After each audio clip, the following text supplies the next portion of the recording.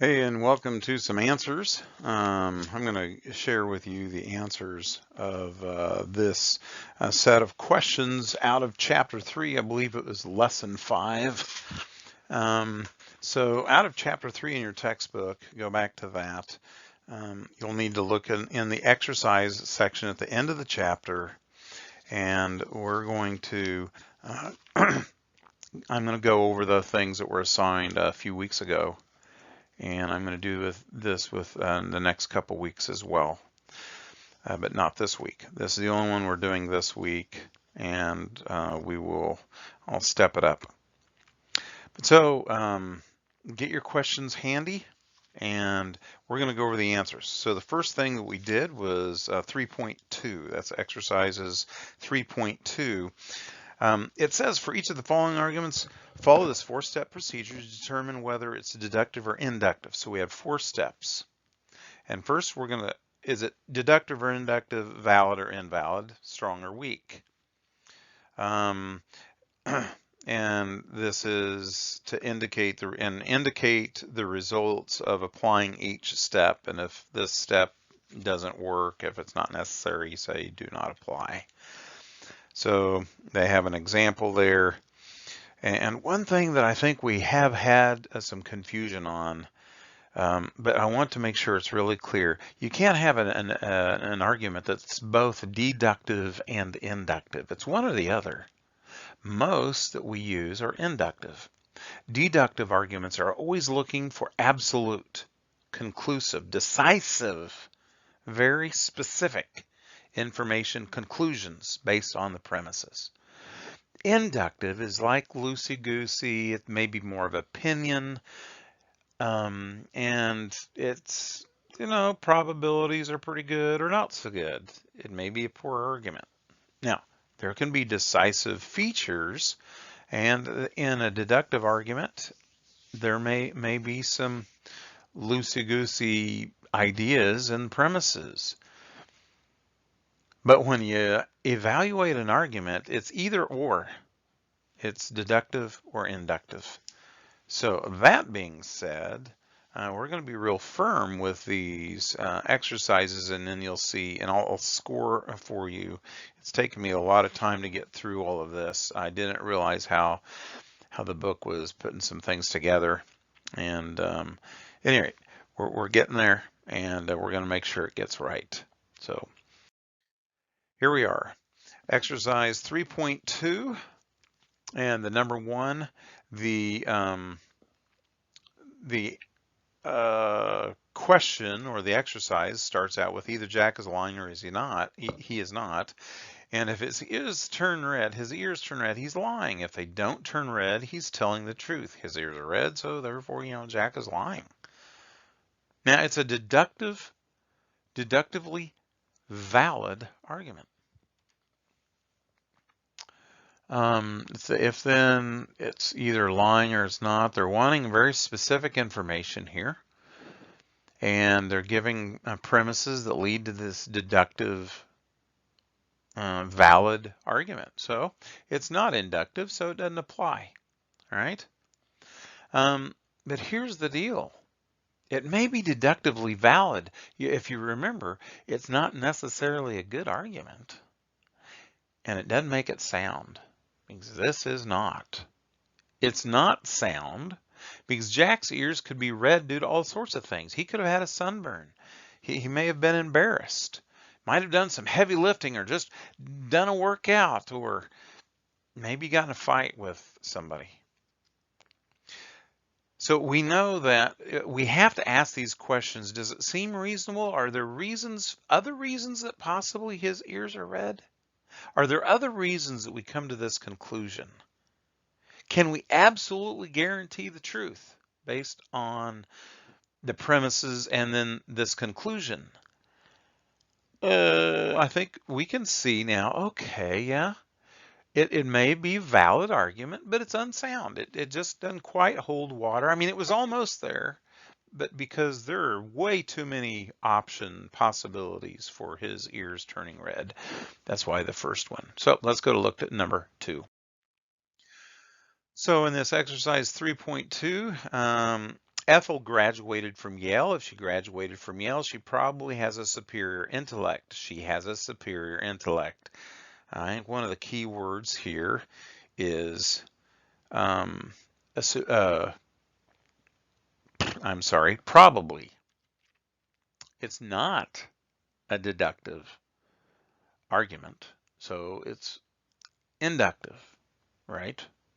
So it doesn't apply on B. So the first one, so really the conclusion, because that's what they're asking you to do, is to come up with a conclusion. The conclusion is that she graduated from Yale, or maybe she has a superior intellect, as that's what it was trying to prove. And one of the ways to get these clear is write out all the premises, try to make sure, and we have to think through this argument, understand it. So write out the premises, think through them. This isn't going to come with just a really quick thing. Don't expect to do your exercises in 5 minutes. It's just not going to happen. You have to think through these, work out the problems, and I tell you what, you'll really like the results at the end of this. This is key, and I think you'll like this even at the end of these explanations. But so she has superior intellect is probably the conclusion. It's not deductive. It just doesn't have any absolute values. It's not really a certain thing. It's more on probabilities. And it makes sense. So sure, it's inductively strong. I mean, who goes to Yale and is not a bright person? I can't imagine. Some people graduate from college. Maybe they graduate from Yale because daddy had lots of money, or someone did favors for some, or maybe you did favors for somebody, for the right people. But who knows? It's a strong argument, but there are other possibilities, right? So that's what we're doing. We're just looking for, hey, does it seem reasonable? Is it going to guarantee a truth? That sort of thing. Next one. So number 3.3, if you go to that party, you're completely nuts. You're going to the party, so it necessarily follows that you're nuts. Well, it's deductively valid. So it's not really an inductive argument. That part doesn't apply, but I think you can see that deductively, this is poorly put out here. Oh, no, it isn't. It's unsound. Yeah, it's just unsound. It's not a good one. Okay, going on. And point 4, good sense of all things in the world. The most is, well, I can't even read it. Good sense is, of all things in the world, the most equally distributed. For everybody thinks himself so abundantly provided with it that even the most difficult to please in all other matters do not commonly desire more of it than they already possess. Oh my. The real conclusion is that I'm looking at two different things. Good sense is most equally distributed. It's not a deductive argument. It kind of goes all around the place. And just look at some keywords. Most, equally.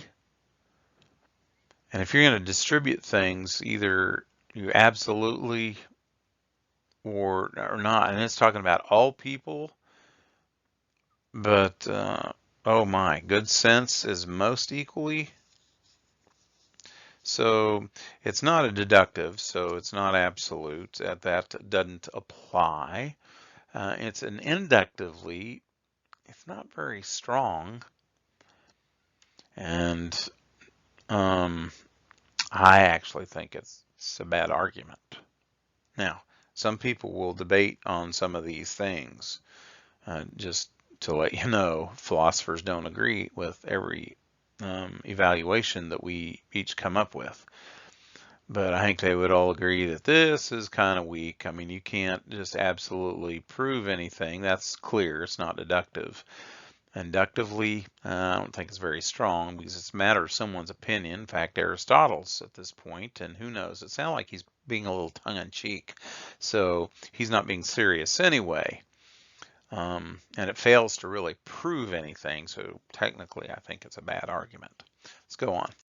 So the next one, we have all philosophers are absent-minded, all philosophers are teachers. It necessarily follows that all absent-minded people are teachers. Well, so it's deductively invalid. Where does it stand on the inductively? It is weak. Okay. But it can't both be inductive and deductive, right? It's got to be one or the other. So really, inductively, a lot of people recognize it's not very strong. It definitely isn't. It's an invalid deductive argument. So if it's always going to be a weak inductive one if it's an invalid deductive, but it's either one or the other. So to recognize this, valid or invalid is always applied to deductive, and weak or strong is always applied to inductive. There's never the twain shall meet. Okay, so make sure that you've got that. And a deductive is either sound or unsound. And he doesn't use the term unsound, which is disappointing in the book, but nonetheless, it's not sound. And I'll just say it's unsound. Okay, that's for number 5. Let's look at number 6. So the conclusion is that every musician has a college degree.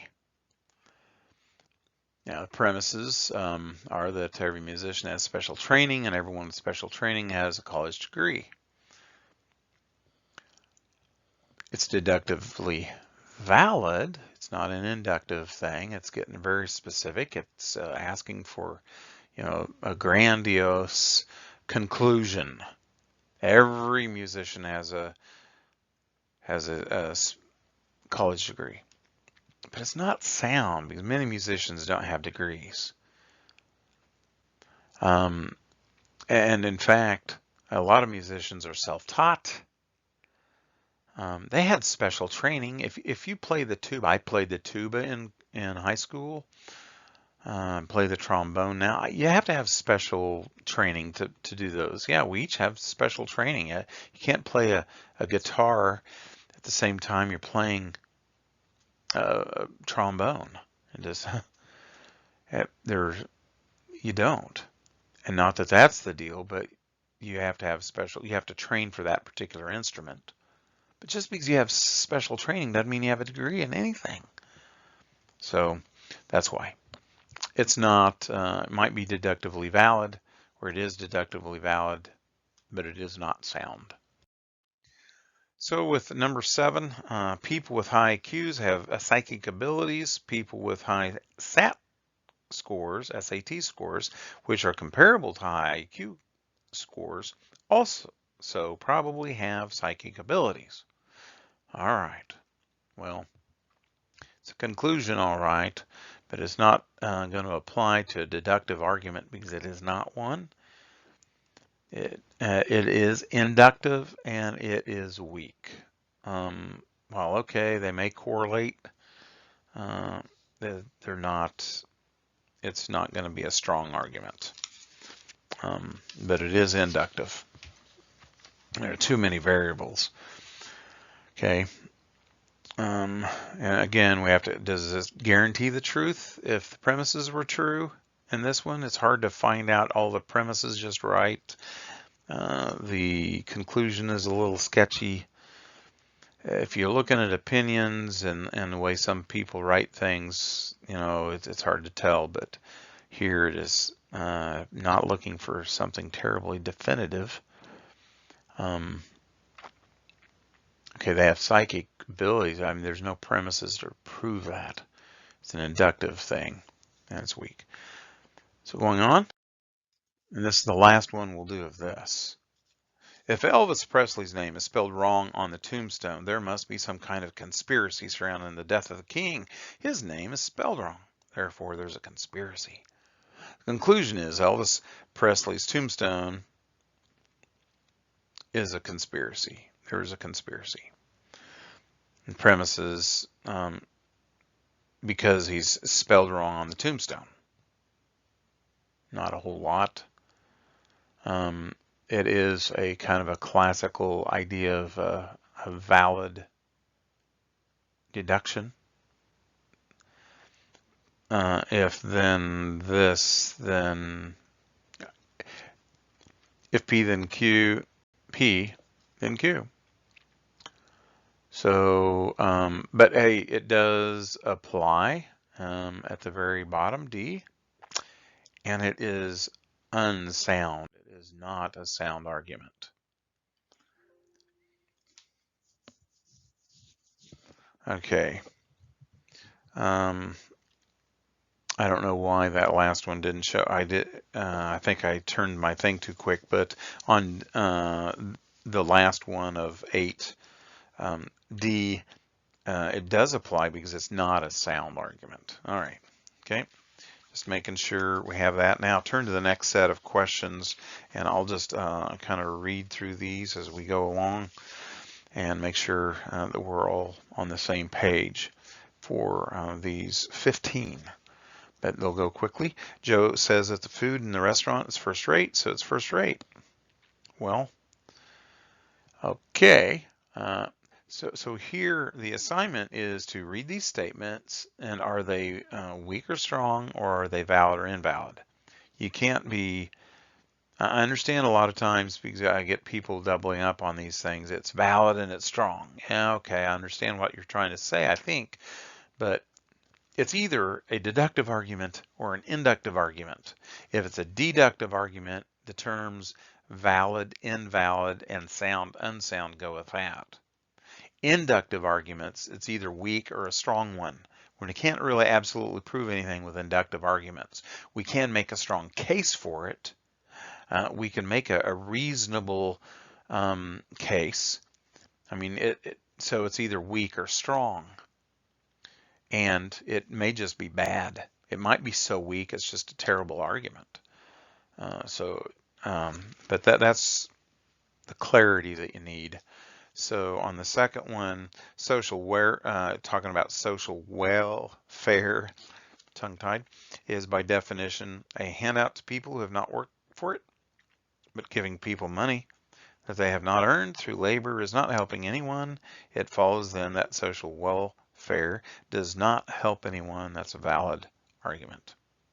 Agree with it or disagree with it, the way it's stated, if the premises are true and everything in it, then the conclusion must be true. So it's valid. Okay, number 3, if CNN reports that a war was started in Syria, then the war was started in Syria. CNN has reported exactly that. War must have been started, and they're calling it a valid argument. Okay, this is the book. Now, and number 4, we haven't gone over this. At this point, when we did the assignment, we hadn't gone over this particular style of a deductive argument. But if R equals 12, then S equals 8. R equals 12, therefore S is equal to 8. It's the same thing as if P then Q, P, therefore Q. It's the same thing, so it's a valid argument.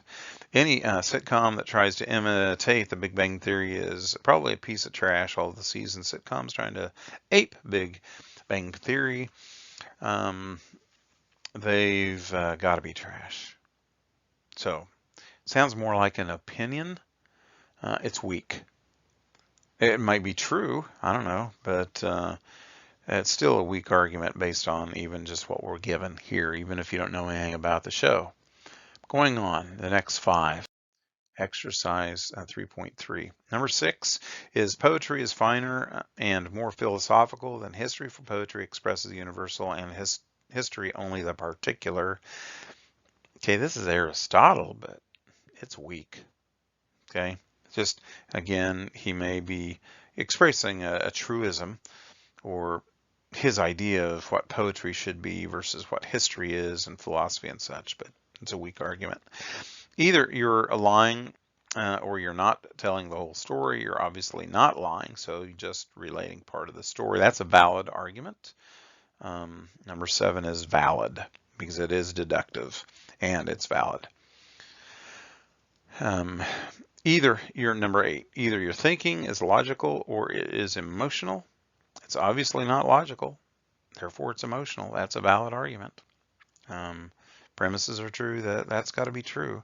So it's a deduction, so it's valid.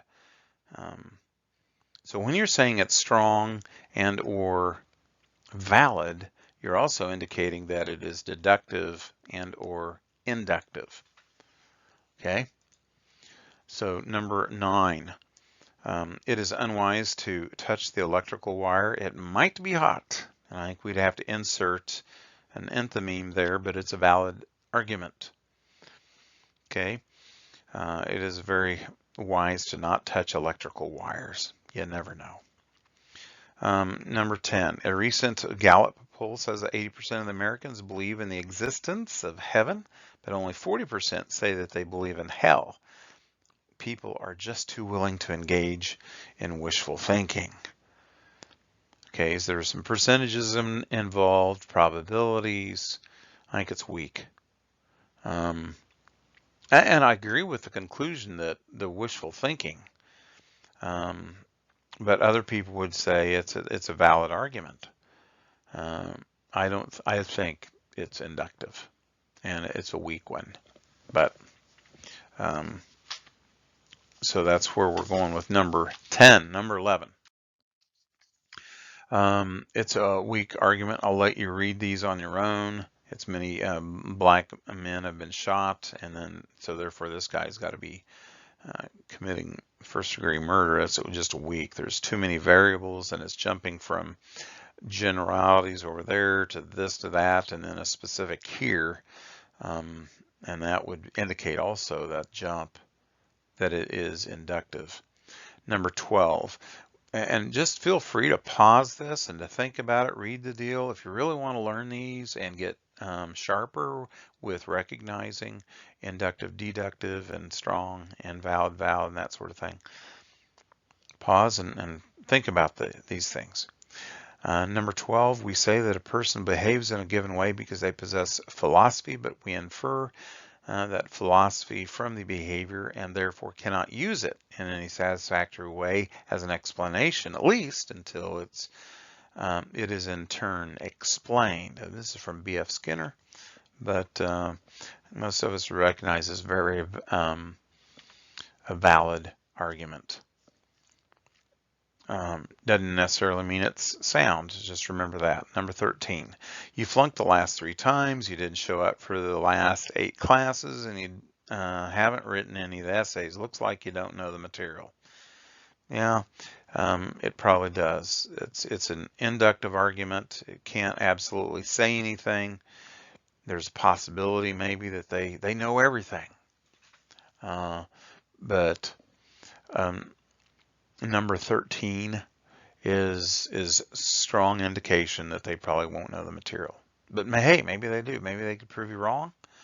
That'd be great. We're always hoping as professors that students can learn without us. And it's even more expected, really, online. But anyway, number 14, bachelors are unmarried. George is a bachelor. He has never taken a wife. Now, that's a deductive argument. It is invalid because of this. You might have thought it was a valid argument, but it jumped from what he is to what he has never done. All of a sudden, they're jumping from what bachelors are, and he is a bachelor, but it doesn't have anything to say about the conclusion jumped backwards. Maybe he's been married and divorced 5 times. Or maybe he did take a wife and she died. I mean, who knows? But that's an invalid argument. So number 15, bachelors are unmarried. Here's George again. George acts like he's not married. He's a bachelor for sure. Okay. Now that's not deductive, it's inductive, and it's pretty strong. The guy's acting like that, but hey, you know what? Inductive arguments aren't for sure. So there we have it. We've gone through those 15. And now we're going to look at the next ones in exercises 3 through 4. I mean 3, 4. And I'll send out some assignments that we're going to want you to do to finish this out, to kind of cover these again. We'll finish out some of these. We're looking for enthymemes here. You need to fill in the premise that isn't stated. Number 1, it says any senator who is caught misusing campaign funds should resign his seat. Senator Greed should resign. The enthymeme is Senator Greed must have been caught misusing campaign funds, so therefore he should resign. So number 2 is Jenna always finishes her races. That's what you're needing to supply, because Jen is a highly motivated runner, so she's sure to finish her race. I mean, because the enthymeme is she always finishes her races. I mean, it could be a number of things, but this could be the main one. And next one, in the first week of the box office, the movie grossed over 30 million, so it's sure to win at least one Oscar. Maybe could be this. History has shown that the box office hits over 30 million. Any box office hit over 30 million has won at least one Oscar. Therefore is gonna, because it did. Okay, the FBI, number 4, doesn't have a very serious focus on stopping terrorism. So there's going to be another major terrorism attack in our country, because when the FBI don't focus on stopping terrorism, we get attacked. That's why. They don't seem to be focused. So this is kind of the enthymeme here, number 4. Number 5, now there can be a number of other enthymemes. It's not the only one, absolutely, and you'll see that on this next one, number 5, because it says that the author of the book is on interventionist wars is either biased or incompetent as a journalist, so she's biased. And maybe it's because the author isn't incompetent, so therefore she's biased. But it could be that any author writing on interventionist wars is biased, so therefore she's biased because that's what she's writing about. And then in the last one here, any genuine war can't be morally justified, because it says the conflict of Indonesia is a genuine war, so it can't possibly be morally justified. The enthymeme is because maybe. It might be because you can't justify any conflicts in Indonesia. Or it could be that you can't justify any genuine war can't be morally justified. Or you may have another one. So those were they. I know this helps. So we will see you next time. Thank you for your time.